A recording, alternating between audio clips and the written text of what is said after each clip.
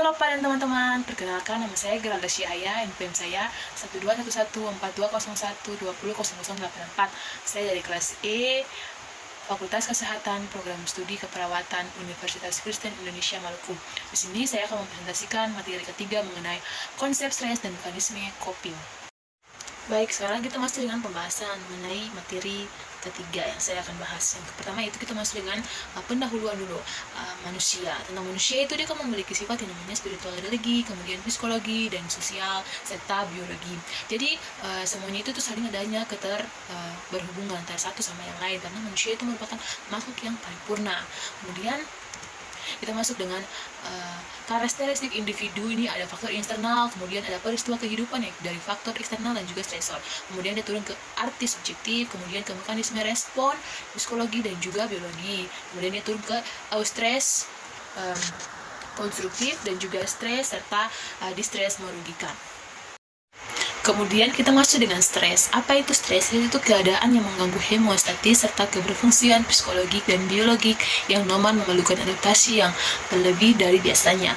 General Depression Syndrome ini dia memiliki atau Hansa ini dia memiliki tahap alarm atau siaga, tahap resistensi atau beradaptasi optimal atau ideal, kemudian tahap kelelahan. Tahap kelelahan dia juga menjadi stres, yaitu respon non spesifik terhadap tuntutan atau tantangan dari kondisi yang tidak menyenangkan bahkan yang menyenangkan atau stres atau distres. Kemudian berikutnya itu apa itu eustress dan juga distres. Kita bahas yang pertama yaitu eustress. Eustress itu dia bersifat konstruktif, kemudian bersifat kognitif, lebih berfokus pada penyelesaian masalah, lebih bersemangat untuk menyelesaikan masalah, kemudian dia bisa mengabaikan hal-hal yang tidak relevan. Kemudian kalau macam distres itu tidak nyaman, kemudian ada gelisah, menderita, lebih bersifat emosional dan tidak menguntungkan. Berikutnya yaitu etiologi stres ini. Jadi etiologi stres ini dia memiliki dua faktor. Kita ketahui bahwa faktor internal dan juga faktor eksternal. Jadi faktor internal ini faktor dari mana? Faktor dari dalam diri kita sendiri. Sedangkan faktor dari eksternal itu dari faktor dari luar atau lingkungan. Jadi interaksi antara faktor internal dengan faktor eksternal kita akan bahas. Pertama kita bahas yaitu faktor internal dulu. Faktor internal ini yang pertama itu kepribadian yang berisiko stres. Jadi faktor internal ini dari dalam kantong punya diri sendiri nih. Kemudian yaitu tertutup. Kemudian mudah tersinggung dengan apa yang orang bilang, dia mudah tersinggung. Kemudian memendam pikiran yang negatif, kemudian kurang percaya diri, serta kurang mandiri, serta kurang bersosialisasi. Kedua itu taraf kecemasan, yaitu kecerdasan tentang kognitif, kecerdasan tentang emosional, kecerdasan sosial dan juga religius. Kemudian ada dari faktor eksternal sendiri. Jadi faktor eksternal berarti dari lingkungan atau dari luar bagi ketong, yaitu masalah keluarga. Yang kita ketahui bahwa masalah keluarga itu sangat juga berdampak bagi ketong punya pikiran. Ini juga ketong punya pikiran juga bisa kacau dengan masalah keluarga yang ketong alami. Kemudian masalah pekerjaan atau studi juga sangat beresiko. Kemudian ada masalah pergaulan. Ketika ketong salah pergaulan, maka pergaulan akan membawa ketong ke hal-hal yang buruk juga. Kemudian masalah ekonomi yang kita ketahui bahwa masalah ekonomi juga merupakan salah satu yang penyebabnya stres juga. Kemudian COVID-19, dari faktor internal dan faktor eksternal yang sudah dijelaskan itu dia persepsi terhadap masalah itu menimbulkan distres dan juga adanya stres. Kemudian kita masuk dengan mekanisme respon dari stres, yaitu dia ada mekanisme coping atau psikologi. Kemudian ada juga mekanisme adaptasi biologi. Jadi mekanisme coping psikologi dan biologi ini dia juga terbagi lagi. Jadi mekanisme coping psikologi ini disadari dan juga tidak disadari. Jadi disadari ini dia dapat mengetahui solusi. Jadi kalau macam dia sudah sadari berarti dia bisa tahu punya solusi. Ketika dia tidak sadari berarti dia juga kurang stresnya berkurang atau dia melupa dia punya stres itu karena dia tidak sadari. Kemudian dari mekanisme adaptasi biologi itu dia punya penjelasan. Dia punya itu terdapat regio dan saraf SSP, kemudian sistem saraf otonom, kemudian sistem neurotransmitter, kemudian sistem endokrin dan sistem imun. Sehingga dari mekanisme coping psikologik dan mekanisme adaptasi biologik ini dia menjadi suatu yang sinkron. Dengan pembahasan tentang distress. Distress ini perasaan yang tidak enak seperti sudah dibahas tadi di atas. Kemudian tegang, tertekan, gelisah, gangguan tidur. Kemudian tidak bisa fokus, pastinya kalian sering fokus. Kemudian cemas atau depresi. Dan keluhan-keluhan fisik serta kualitas hidup menurun. Kualitas hidup menurun itu juga terbagi lagi. Karena kualitas hidup itu sehingga menyebabkan gangguan jiwa, bunuh diri, dan penyakit psikosomatik. Kemudian kita masuk dengan penyakit yang terkait dengan stres. Jadi kalau ketong stres ini, penyakit ini juga akan timbul ke ketong teman-teman. Yang pertama yaitu aterosklerosis dan myocardial infarct. Kemudian diabetes mellitus, kemudian penyakit gastrointestinal, dan salah satunya yaitu ulcus pepticum, colitis, dan juga dispepsia. Dan juga penyakit asma bisa muncul, dan penyakit autoimun, infeksi virus, bahkan kanker juga teman-teman. Dan jadi teman-teman, stresor ini dia tuh stresor ini sebagai pusat. Jadi stresor ini dia terjadi kenapa sampai stresor ini dia terjadi, karena dari apa? Peristiwa hidup. Jadi perubahan kehidupan yang cepat dan perlu penyesuaian yang cepat. Kemudian ketegangan kronis, kesulitan yang terjadi dalam dia punya hidup, dan sehingga mengganggu dia punya fisik, kesehatan fisik, kemudian juga psikologis. Jadi serta masalah sehari-hari. Jadi kita masuk juga dengan sumber stresor. Sumber stresor ini juga ada dari masalah apa teman-teman? Biologis, psikologis, dan juga sosial, dan juga budaya spiritual.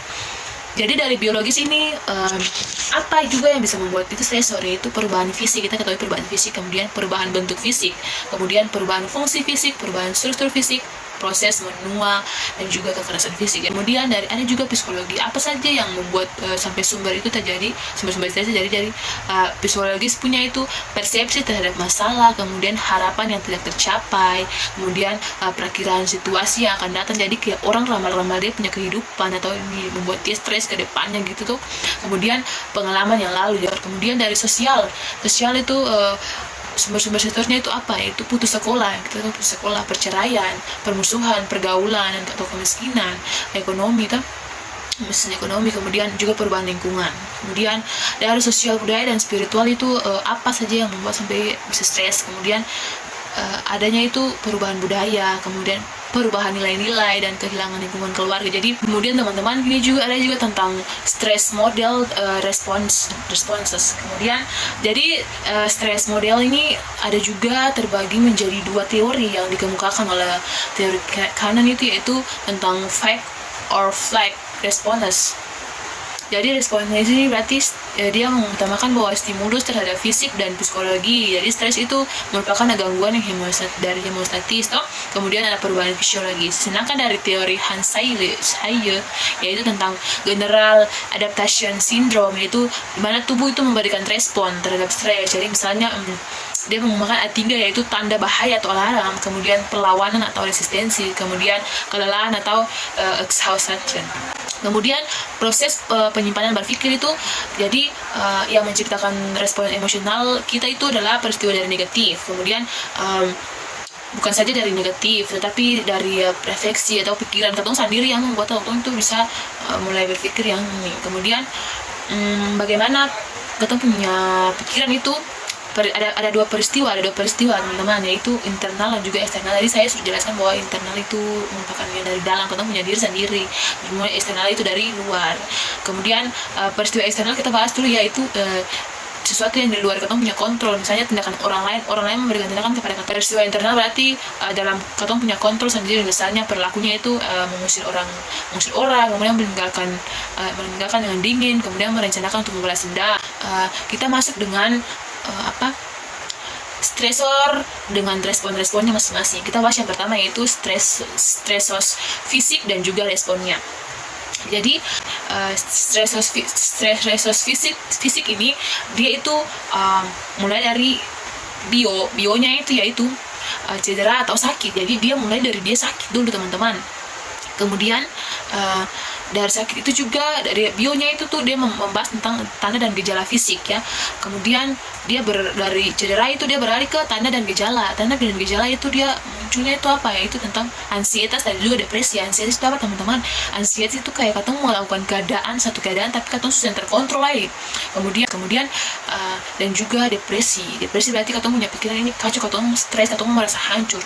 Dari kemudian ada bio dan psikologi serta sosial, itu berarti dari dan sosial itu membuat fungsi sosial itu terganggu. Jadi fisik ini pada intinya mulai dari cedera. Kemudian stresor dari psikologis dan respon tubuh nih, katong punya tubuh memberikan respon itu seperti apa. Jadi bagian psikologinya ini dia mulai dari harapan yang tak tercapai. Jadi dia nih karena harapan atau keinginan yang tidak tercapai teman-teman, menimbulkan ke biologis nih apa, katong punya kepala sakit, pernafasan, pencernaan, dan juga tidur, karena katong punya pikiran ini sudah mulai kacau, karena katong punya harapan itu sudah tercapai sampai dia menimbulkan itu. Kemudian di sosialnya itu fungsi sosialnya pasti terganggu kan teman-teman. Kemudian kita masuk dengan stresor sosial dan responnya. Jadi stresor sosial ini dia mulai dari apa teman-teman? Mulai berpisah dengan keluarga, atau katong punya orang-orang tersayang kayak meninggal, atau jika katong kayak mulai merasa hancur, mulai merasa jasa dimendung, tapi kayak ketika orang kehilangan gitu katong pasti hancur teman-teman. Kemudian apa ada responnya? Katong punya apa?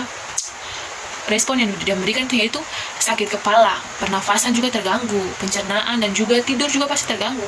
Nah, dan juga gangguan psikologis ini dia terjadi juga menimbulkan juga yang namanya ansietas dan depresi teman-teman. Jadi kita punya respon tubuh nih, dia tuh bagian psikologi ini juga muncul ansietas dan juga depresi. Itu berarti keadaannya kalau lakukan center kontrol ya. Karena pada dasarnya stresor sosial ini dia berawal dari perpisahan dengan keluarga. Kemudian selanjutnya tentang masalah psikososial dan juga stres. Jadi masalah kesehatan jiwa. Masalah kesehatan yang terjadi itu apa? Ansietas, depresi, dan juga gangguan jiwa. Kemudian diagnosa keperawatan dari stres ini apa? Yang pertama ansietas, risiko bunuh diri, keputusasaan, ketidakberdayaan, harga diri rendah, dan juga diagnosis keperawatan terkait dengan psikosis. Kemudian kita masuk dengan definisi coping. Jadi definisi coping ini, dia mulai dari penyesuaian. Kemudian penyesuaian akan ke mulai beradaptasi. Jadi mulai penyesuaian, kemudian adaptasi, dan ketika katong mulai beradaptasi dengan lingkungan, misalnya katong beradaptasi dengan lingkungan sekitar atau dengan suatu situasi dan kondisi, katong akan berhasil menghadapi tantangan itu karena katong sudah melakukan adaptasi nih, katong sudah mengetahui tentang itu. Jadi kemudian mekanisme coping ini cara menghadapi stres, yaitu tentang katong digunakan untuk menyelesaikan diri dengan tuntutan lingkungan kan, tanpa mengubah maksud dan juga tujuan. Jadi kayak tadi katong beradaptasi dengan lingkungan. Kemudian mekanisme pertahanan jiwa atau defense mekanisme. Jadi di dalamnya tuh ada proses unconscious cause, kemudian bertindak untuk meringankan atau mengurangi konflik dan juga kecemasan yang ditimbulkan impuls dan reaksi orang, serta perasaan cemas dan juga konflik. Kemudian kita masuk dengan mekanisme coping, fungsi perkembangan belajar, kemudian tujuan terintegrasi. Kemudian dalam coping aktif ini dia juga ada tentang coping aktif ini sebagai pusat, dan dia tuh melakukan adaptasi itu dengan cara bagaimana dia berpikir positif, meminta dukungan, problem solving, kemudian realistik. Kemudian Aifodan ini dia berarti dilakukannya tuh tentang makan, dia berhayal atau angan-angan, kemudian bersifat emosional, kemudian menarik diri dan juga menghindari dengan kesibukan lain, dan obat penenang teman-teman. Jadi strategi coping ini juga ada dua lagi teman-teman, yaitu tentang fokus problem solving dan juga fokus emosi. Jadi fokus problem solving ini apa? Yaitu aktif menyelesaikan masalah yang bisa dikontrol. Misalnya nih, katong punya masalah sekolah atau masalah pekerjaan, itu katong bisa mengontrol akang dengan sendiri. Jadi katong mampu untuk menyelesaikan. Misalnya kita sebagai mahasiswa, kita punya sekolah itu kan dapat tugas tuh bisa bikin katong stres juga, tapi mampu untuk Kemudian fokus atau emosi itu upaya yang mengatur emosi untuk menyelesaikan diri dengan dampak yang timbul dari masalah yang sulit dikontrol. Jadi bagaimana katong punya upaya untuk mengatur emosi ini untuk katong menyelesaikan diri dengan masalah-masalah yang sulit untuk katong kontrol, teman-teman. Nah, kemudian yang terakhir yaitu faktor-faktor coping. Jadi dari faktor coping ini menimbulkan kepribadian, itu cara pandang dan keyakinan, serta keterampilan komunikasi, problem solving, dan kesehatan fisik. Jadi mungkin itu adalah penjelasan dari materi ketiga yang saya sudah mempresentasikan. Sekian dan terima kasih.